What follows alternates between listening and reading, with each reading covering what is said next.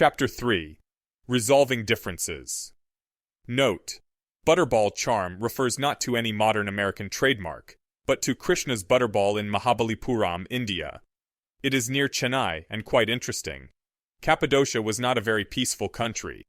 3 times in the last 20 years it had gone to war with one of its neighbors, the island of Cyprus. This was something of which Hermione was acutely aware, since the last war had only been 2 years ago, and British witches and wizards felt an extremely strong bond with the Cypriots. The Daily Prophet had run stories about the sufferings of the beleaguered Cypriots, and the treacherous dealings of the Cappadocians. It was all very suspicious, since tiny magical Cyprus mostly spoke English, and was dominated by several wealthy and influential wizarding families, while sprawling magical Cappadocia had few cultural bonds with Britain and considerably less money. Barbarians versus the elite made for good copy. Harry controlled the Prophet, she knew, so it was odd the paper had been so uncritical. She supposed he didn't micromanage. Actually, Hermione considered, since most Cappadocians spoke Greek as well as Arabic, they couldn't really be said to be Varvaros. That nasty term had been used by ancient Greeks to describe those who couldn't speak Greek. It was onomatopoeia for what the Greeks had thought foreigners sounded like. Bar, bar, bar, bar. Maybe she should write a pseudonymous letter to the editor, pointing this out, the next time the country hit the headlines. Hermione gripped her broom tighter, increased her speed, and glanced around at the warband. Simon and Charlevoix were flying next to her, while Esther and Susan were below. Just above and behind her, Hiyori and Jessie rode their own brooms, faces tight. She might need to write the letter soon. Somehow she thought Cappadocia would be in the news very shortly. She looked down at the ground racing by below. Stone pillars sprouted up from the windswept rock below, the fairy chimneys. Tall and smooth, they studded the ridges and plateaus, looking for all the world like the frozen fingers of some trapped race of giants. They were natural formations, not ventiform, as the wind-whipped dust that swept past them might suggest, but worn away by years of cracking frost and whittling rain. Hermione looked away from them, leaned forward, and squinted ahead. Those white hills there. Yes, they were close. She raised her right hand and gave the high sign, and Hiyori and Jessie peeled away from the group, swooping along a different path. The fortress of Gorima, situated near the Turkish town of the same name, was protected in 3 ways. First, and most importantly, Gorime's existence was a secret. The best way to protect anything was to make sure that no one knows it exists. If you are unscrupulous and willing to use Obliviate, you could keep something very secret indeed. Second, Gorima was inaccessible. It had its beginnings in a cave complex used as a Christian church during the 11th century. The church remained, though it was now known as the Limon Kilis, to describe the sour feeling in the belly one experienced when visiting. The long and narrow passage through to the larger set of natural caves, on the other hand, had been erased by the butterball charm, which turned stone as soft as butter. Gorima was now surrounded by solid rock, and the depths of the fortress reached 200 meters beneath the dust of the surface. Third, Gorima was guarded by an army, the Exarchate of Cappadocia, which had no place in Muggle history, however important it might be to the course of magical events, did not station pairs of aurors or teams of hit wizards. Gorima was military, and its dementors were weapons, and its guards were soldiers. Cappadocia was not unique in the wizarding world for possessing a specialized army rather than relying on policing forces or militia.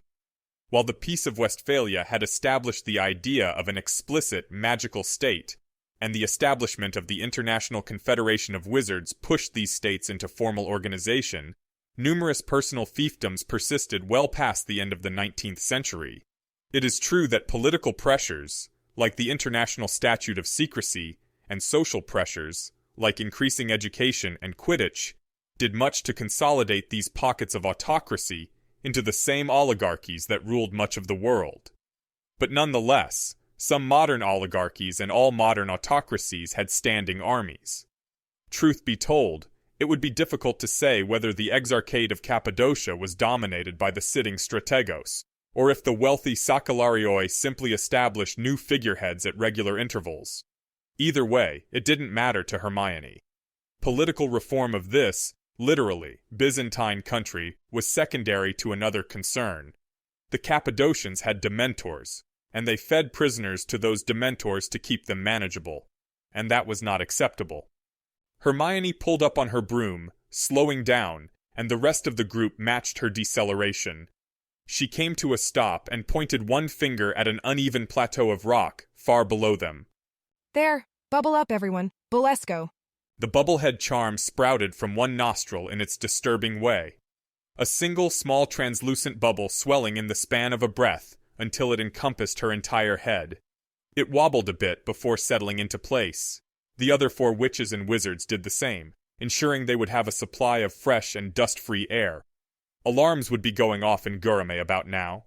She didn't know exactly what their response protocols were, but they had an immense number of jinxes overlaid on the area. No apparating, no time-turners. There was an anti-disillusionment charm, a term which gave her linguistic heartburn. Further, there was a charm to prevent broomstick enchantments from functioning. It didn't extend to this height, so as not to betray their position to a chance passerby or intruding Cypriot, but all of these jinxes limited their ability to respond. They could certainly be turned off, but what use was a precaution if you dropped it at every moment of alarm? It was difficult to guess what they must be doing down there, deep underground, glued to their faux glasses. They had probably sent for aid. Were they confident that they were safe, unreachable down under all that stone? Diffindo did a great deal of damage to rock, but it would take long minutes for such a small attack force to blast their way down. They didn't know enough to be afraid of 9.8 meters per second. Hermione reached into the pouch at her waist and groped around for a second. She felt her nails scratch into something and hoped she hadn't just damaged something important. It was one of the most annoying things about alicorn fingernails. Even if she kept them nightmarishly short, they could still accidentally scratch things if she wasn't careful. Super strength and claws might sound cool, but fingernails were definitely not designed to work like an animal's talons. It was embarrassing to accidentally ruin furniture, and it was annoying to pick the resulting detritus of stone, metal, or wood from where it would get embedded. When she found the sextant, she lifted it to her eye and sighted through the eyepiece. The bubble around her head jiggled under the pressure as it warped. She found the horizon and adjusted the declination of the index, clicking it along to the proper minute and second. She checked the measurement, then checked her watch, and lastly checked that she was directly over the big white rock. Then she clicked her wand right next to the aeronautical sextant's index bar, and said quietly and repeatedly, Finite, finite, finite, finite, finite, finite, finite, finite, finite. She paused, then cast the spell 10 more times for good measure. Her targets were enormously large, but also rather far away. She'd probably missed with most of those. No reason not to be sure, since the spell took so little effort. She was canceling her own magic, and so she cast the easiest and least powerful version of the spell and needed to put very little of herself into each iteration. There was a long pause before the first beam of depleted uranium hit the rock beneath them. Hermione could feel the impact in her inner ear as the roar of sound and air and dust blasted into the 5 mounted witches and wizard. They were quite high up. But then, it was quite an impact. Harry had told her about the idea, gifted to him by science fiction. The Moon is a Harsh Mistress, by Robert Heinlein, her brain automatically supplied. Set high enough, the impact could have had the force of a nuclear weapon, but that would have required Muggle technology, which didn't work in the presence of magic, and it would have been overkill. The whole thing was complicated enough. It had initially proven impossible, no matter how exact they were and how many calculations they did, to actually hit the beams with a finite to end their hover charms. They'd tried attaching huge sheets to the beams to act as bigger targets, but they'd only acted as parachutes to drag the beams away from the necessary spot. The only way Harry and she could get it to work, after much experimentation, was to glue long threads of transfigured Teflon to their transfigured beams. The many threads were insubstantial, yet easy to hit. After the first beam hammered into the stone, once they knew it was working, but before the next ones struck with their own blasts of sand and dust, Hermione and her returned clumped together, and Susan cast a prismatic shield. They watched the next 4 beams hit in close succession. One was badly off target, but as far as she could see, it had missed to the north, rather than to the south. Hermione was willing to destroy the Lyman Khalees if she had to, but she'd rather preserve it. It was an excellent representation of Byzantine Christian architecture and art. The best Muggle bombs couldn't penetrate much deeper than 60 meters or so, even the ones currently under development, Harry had said. Well, nuclear bombs could do better, but that was out of the question. It didn't matter anyway. They didn't want to penetrate and murder everyone. They weren't trying to crush the wasp's nest. They were trying to shake it up enough so that all the wasps came out to play. Metal fell from the sky like the wrath of an angry deity. Each concussion had reached them even beyond the shield. Gareme was no hardened facility, like the Muggle military bunkers Harry had discussed with her with such pleasure. There was no anchoring or precautions taken against impact. It was essentially just a set of buildings constructed into natural caves. It would be very susceptible to some vigorous shaking. They waited a few minutes, remaining still and in place. After a while, a green bolt of light streaked out of the rock below. It went the wrong way and vanished into the sky. Nowhere near Hermione or her returned. It had been shot blindly. A clever idea in its essence, undertaken by some desperate and vicious soldier. But the odds of a blindly aimed curse hitting them were microscopic. She noted the trick down in her memory for later consideration. Figures appeared on the ground below. 20 or 30, perhaps. The witches and wizards inside were using their portkeys to get outside to face the attackers who had just rattled them with a half-dozen serious earthquakes. An instant later, curses began pouring up and at Hermione and her tightly packed crowd of convenient targets. Susan dropped her shield without needing to be told, and they all separated and began dodging. Hermione had thought that the soldiers would be coming on brooms, but they didn't seem to have disengaged that jinx. Odd. That left them as distant infantry fighting an air attack. Perhaps they didn't feel threatened, since the returned were high enough that neither side could really effectively aim. No, that didn't seem credible. They'd just had their secret military base smashed by mysterious metal rods from the sky. They would definitely be feeling threatened. A powerful attack or jinx that they were readying? Or were they just too rattled to get their act together? She shrugged and gave the high sign again. The returned began reaching into their own pouches, scooping out pots, and dropping pot after pot. The pots were padded or altered in all manner of ways. The legacy of a school project that both Hermione and Harry had done when they were 10. Class, we are going to be trying to figure out how we might drop an egg from the roof without the egg breaking. Please look at the first page of your worksheet packet. There were some with small parachutes, some with inflated bladders, some with thick padding, and many others. To be honest, it probably would have been better to actually test these first and see which ones worked the best. Then they could have copied those. But this way had been much more fun. When Hermione had gone to Tesco for crafting supplies, Harry had given her a list as long as his arm, and she was fairly sure he'd spent all night on his 6 designs. Esther, on the other hand, had looked at them as if they were crazy and had just cast a charm. She'd been done with her 6 pots in 60 seconds. Philistine. Many of the pots smashed with great force onto the rock, seeming like some direct and pathetic bombardment. One landed directly on a wizard, but exploded into flinders and dust when it hit an active shield. A few others landed with such ease and grace that she bet they weren't even cracked, and so they had no effect. Others, though, were simply smashed open, and the young mandrakes that were awoken from their warm and comfortable napping in the dirt wailed in protest. It was a common Muggle-born trick, she had to admit.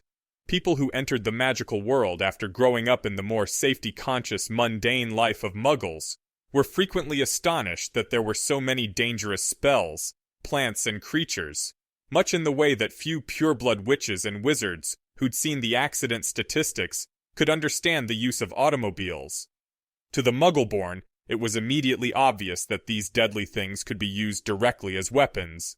She'd read a dozen books about why this was a foolish idea. In the first place, the scream is easily warded by an adult witch or wizard. Further, they only scream when awoken, so you must awkwardly go to battle with a fairly obvious large container, making surprise difficult to achieve. Even further, mandrakes take most of a year to fully mature. Until then, Their scream will merely cause unconsciousness. There were many other spells that could be cast that did not require most of a year of preparation and a large flower pot, and which could not be blocked by numerous trivial charms. The plant had its uses, but the practical ones were almost universally as a potion ingredient. Mandrakes and chainsaws made poor weapons, and for much the same reasons. All of those caveats were true, and all of those scolding books were wise.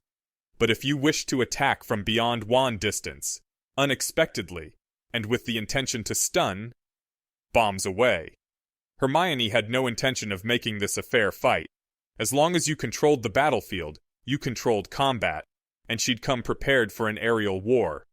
They had tricks upon tricks upon tricks. There were 1,000 different clever things one could do quite beyond normal magical dogfighting. If she could eliminate most of the enemy like this, before they'd even had a chance to take to the air, then this fight would be short and safe. They'd run out of mandrakes. Hermione peered down, squinting. From this vantage point it was hard to tell, but only 10 or 11 soldiers still seemed to be moving. It was time for falling. It was time for falling, apparently. Hermione's broom went dead as a stone between her legs. Ah, she mused, letting it tumble away from her fingers. That's why they didn't turn off the jinx. They were just working on making it stronger. Clever defense? She didn't know you could do that. 2 overlapping fields, perhaps, with one usually off? The wind whipped her robes against her face as she fell. How long? Seconds. Hermione reached to her wrist and slapped a bracelet there, hard. Never fight in the air without a backup. Beater Bastion not working. She slapped it again. It was a safety device meant for Quidditch, and it was supposed to be reliable, but she couldn't help but notice that she was still plummeting. She twisted in the air, scrambling for her wand and looking for one of the returned. There was no one. Getting closer to the ground now. A few seconds. No. There, Simon, if she could just... No, damn, where'd he go? There was Esther, but stunned. No. Have to move. Can you swim through the air? Turn. There he is there, wand up, and yes.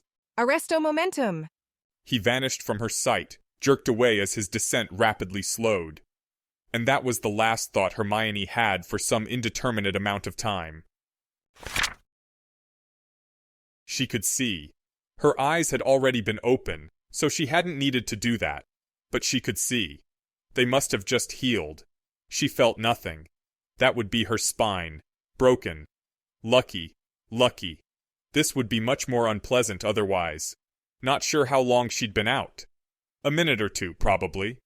She'd fallen quite far, but wizards were resistant to blunt trauma generally, some quirk of magical inheritance. Also, Hermione was a troll/unicorn woman, and rather hard to hurt. Hermione couldn't stop herself from blinking the blood out of her eyes, but remained still otherwise. She couldn't see anything. Unluckily, her face was pressed against a large rock, and it entirely blotted out her view. She listened instead, and waited for her body to finish healing. Τι συνέβη? What happened? A male voice shouted. A female voice called back an answer, but was too far away to be audible. No mandrakes could be heard, so the soldiers must have killed the exposed ones. She heard a slight crackle as her neck healed, the bones pushing themselves to where they were supposed to be, and drew her breath sharply as the pain of her body screamed through her. An inarticulate shout tore from one of the soldiers nearby, so she'd been seen. Well, nothing for it then. Hermione jerked one leg in front of her and pressed against it, spinning herself into a sidelong roll. There was a wash of heat along her back as she did, a missed curse. Nausea assaulted her with the motion, but she ignored it. Her leg wheeled over her spinning body and impacted the rock, and she levered herself up onto it. The spin improbably became a vault, and she landed on her feet in a crouch. It was an act of fluid beauty, and it still seemed unreal that she was capable of such effortless grace. 14 men and women in Cappadocian robes, sharply pointed sleeves, swooping long break in the fabric in the back, stood before her. Their attacks halted for the moment now that she was motionless. She'd counted badly, or they'd already restored several of their number. She only saw one of her returned Simon. He stood nearby, arms raised. She'd saved him, but all of his emotion was concentrated in anger. The fleshy Scot was scowling at the soldiers. He'd been disarmed. That was smart. But neither she nor he had been stunned.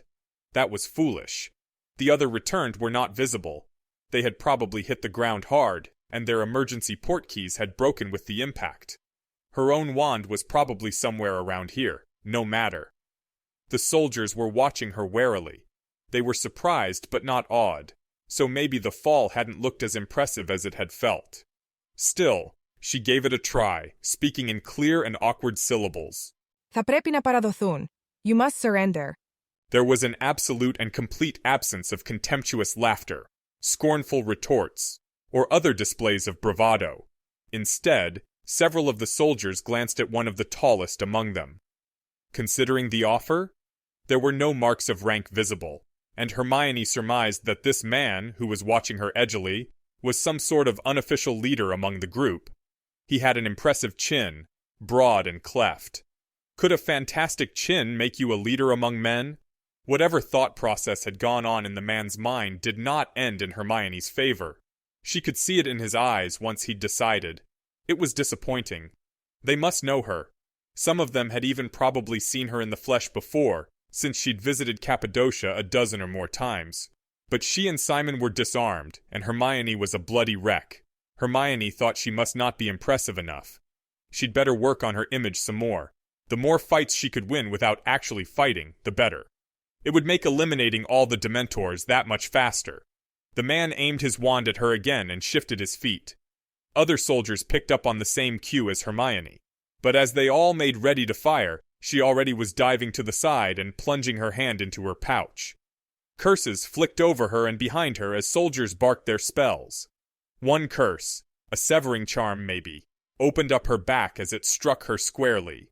She didn't know how badly. She was already on her feet, dodging and flinging a glass orb the size of her fist at the soldiers. Big Chin was a quick thinker, and his wand flicked to the side to track the orb as it flew at them. Reducto. The orb shattered well before it reached them. The glass, actually a perfectly and wondrously thick hollow borosilicate glass sphere, courtesy of Transfiguration, detonating as its pressures were released. Big Chin and another soldier, the closest, were staggered by the explosion and the wash of warm air that swept over them all. Simon, unarmed, had dared only cover his face with his hands. He'd known what to expect, and took advantage of the distraction to immediately slap the small of his back with one palm. He disappeared with a wet sucking sound as his port key was broken and activated. Hermione dropped to a crouch as the soldiers opened fire again. She rammed her right hand into her left forearm, below the wrist. Curses flickered overhead with coruscating light. One brushed her leg, and she lost feeling in it. Even as she went sprawling, though, she was already ripping a slender and gory wand from her left arm, and casting another finite with blood-slick fingers. She didn't have to aim the spell. The air in the sphere had been quite concentrated. If she'd been evil, she would have transfigured acid, though it would have been trickier with the pressure pump and chamber they'd used. This was just water. Water. Water. Everywhere. In a drizzlingly thick cloud around them, in their mouths, tasting of dust, and in their lungs. Even worse, they'd all taken a few panting breaths over the last 10 seconds or so, respiring transfigured air from what must have seemed like a small bomb. In the lungs of Hermione and 14 other witches and wizards, the alveoli which clustered like grapes along the bronchioles had transferred oxygen into their blood and bound it into red blood cells which raced down capillaries and arteries. The oxygen was immediately put to work throughout the body in every living cell, producing ATP in 1 trillion mitochondria all throughout their flesh. In an instant, though, a significant percentage of that oxygen had just been reverted back into water, and that was the last thought Hermione had for some indeterminate amount of time. She could feel. She was on her hands and knees, her fingers buried in the rock in front of her. She was blind and deaf, but she was alive and conscious. Hermione rested for a moment in the sudden peace of deafness, then pushed back onto her heels and rose to her feet. It was not difficult. This one hadn't even hurt. Some percentage of the cells in her body had just died. The exact number was hard to even guess, but she didn't imagine it could have been much. 0.5%. As her vision slowly returned, along with her hearing, For now, mostly a high-pitched whine inside her head, she revised her estimate. All 14 of her opponents were either writhing in gasping agony, or lying still and gray. Wasting no time, though she was a bit unsteady on her feet, Hermione plucked yet another object from the pouch of poorly conceived weapons intended for bombardment. She trotted quickly from body to body with the device, which was a potent relic from ancient and bygone days. A chrome money changer. It had once dispensed coins for a train conductor. At each body, she clicked the changer over them. A coin dropped onto them, and they vanished with a wet sucking sound. Off to be saved, off to the tower, off to the only man in the world who could heal these injuries. The changer made a wonderfully satisfying sound each time, though she didn't dawdle to enjoy. Kerchak, kerchak, kerchak, kerchak. Along the way, she found her regular wand and put it back in its holster. The still bloody Ultimate Ulna, she was proud of the name, went into her pouch. When she finished, she stopped and looked around. Hermione was alone on what had once been a rocky plateau, but which was now a shattered moonscape. They might actually have cracked Guramy open from the look of the mighty crevasses that still smoked from the impact. Her robes were ragged and burned and slashed, even soaked through with blood in many places. Her wounds were gone. In just the past few minutes, shattered bones had pulled together, a deeply slashed back injury had knit closed, and billions of detonating cells had been transfigured back into life. No Dementors, though. There must be more soldiers holding them in their pen. The pen where they were fed. This had been poorly planned. She knew better, too. When you are making a plan, look at each step and ask yourself, how can this go wrong? Once you have done that, and satisfied yourself with the answer in each respect, ask yourself a second question. What 2 things can go wrong at the same time? Always plan for 2 independent failures. She'd planned for the bombardment to fail, or how to handle a broomstick failure, or if the enemy found a way to target them in the air, and everything else. But it hadn't been enough. All of the first line of her warband had been taken out in the first engagement, though they had come to no permanent harm, because the broomsticks had failed and their safety net had failed.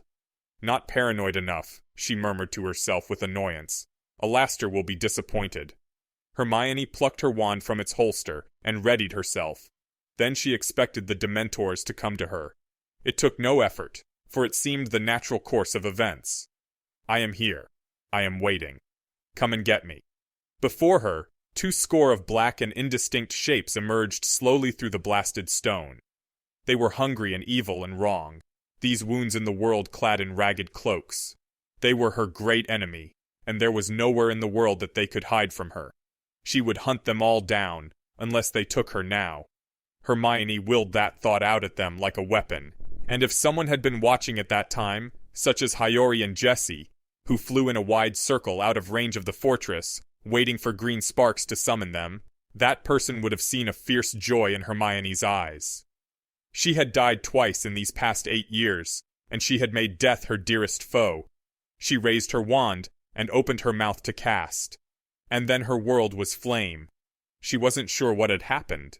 In some conscious part of her mind, she knew that the soldiers who had been guarding the Dementors down in Guramy must have port-keyed to the surface once their charges had escaped, and that they had turned some spell of fire upon her. But that thought was beyond her at the moment, because there was fire hot on her face, and burning her. Fire, that could hurt her quickly enough to incapacitate her. Fire, which had killed her once already.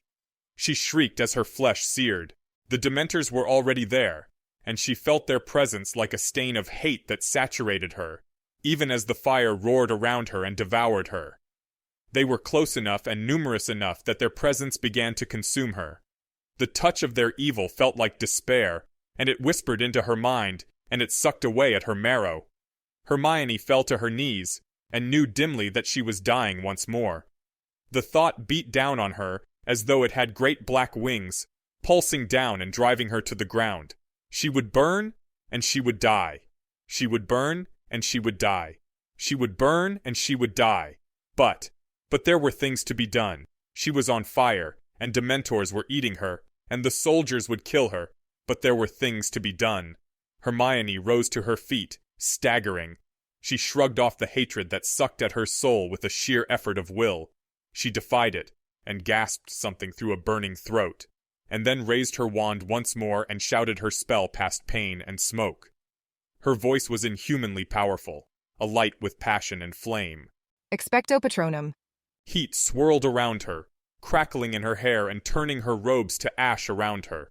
She ignored the flames, though the skin on her neck and arms reddened, cracked, and charred. She ignored the soldiers who poured fire on her. Her world was her wand and her spell. And so it was that Cappadocia came to know why she was called the goddess. For the white light that came from her wand was no white mist and no argent animal. It was not even the shape of a silver human being, though none of the witnesses would have expected that. Hermione's Patronus was the noonday roar of the full sun. It was bright beyond measure and glorious beyond words. With its puissance, she was ineluctable and divine. Barely visible through the squinting eyes of the onlookers, 40 Dementors shuddered in place. Their substance ruffled as though in a strong wind. Their black cloaks billowed back into shreds and threads, and they and their despair ceased to exist like a candle had been snuffed. Hermione lowered her wand. The flames died away, though her robes hung in smoldering and ashy rags around her. Her body was a mass of pain, but that was temporary, and was already beginning to fade. It slid away from her awareness more slowly than before, but the charred flesh was bubbling back into skin and replacing itself. She plucked at a locket around her neck to free the chain, so that the piece of gold and green jewelry wouldn't stick uncomfortably inside the healing wound. Then she raised her wand to send up red sparks. There were prisoners to rescue, and turned around with a searching glance. Who had been burning her? Ah, over there. That had been the trouble. She saw 2 Cappadocian soldiers, collapsed and motionless. They'd been badly burned as well, but had lacked her advantages.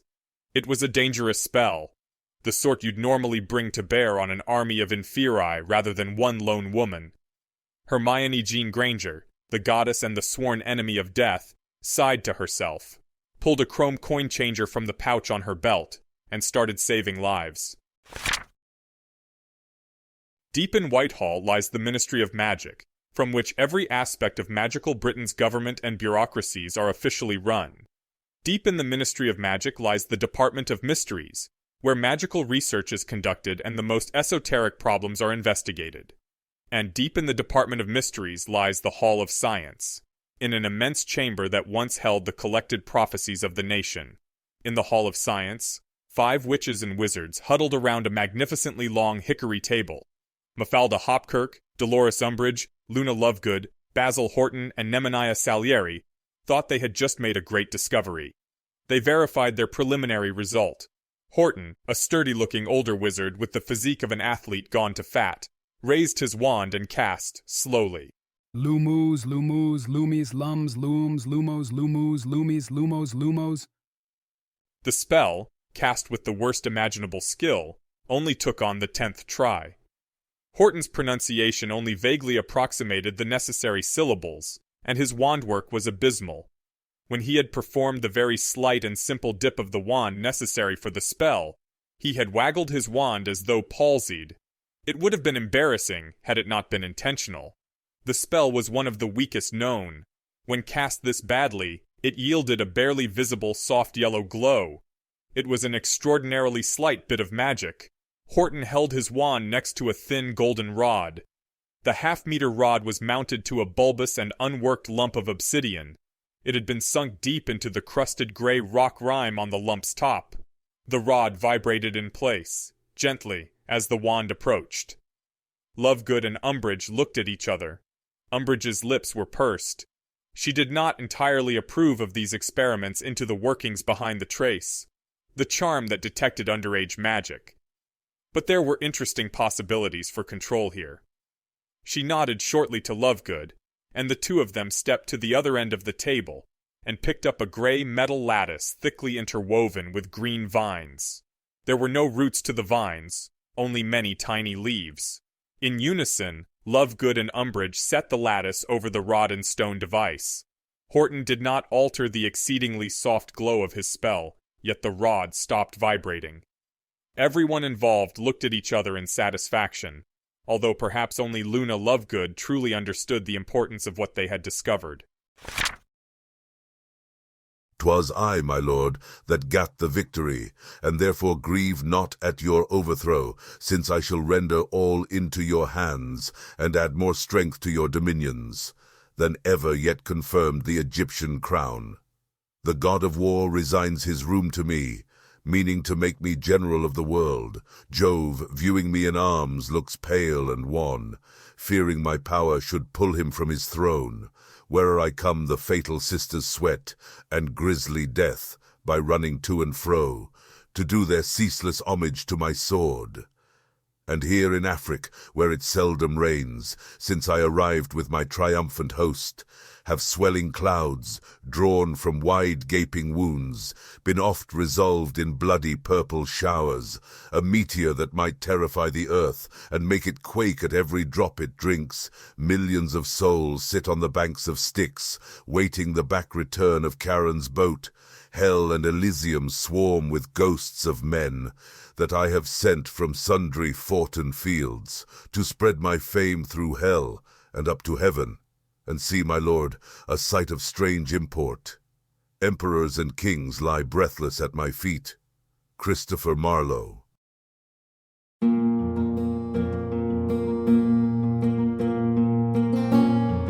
This has been an AI reading of the Harry Potter and the Methods of Rationality fanfic, Significant Digits, written by Alexander Debus.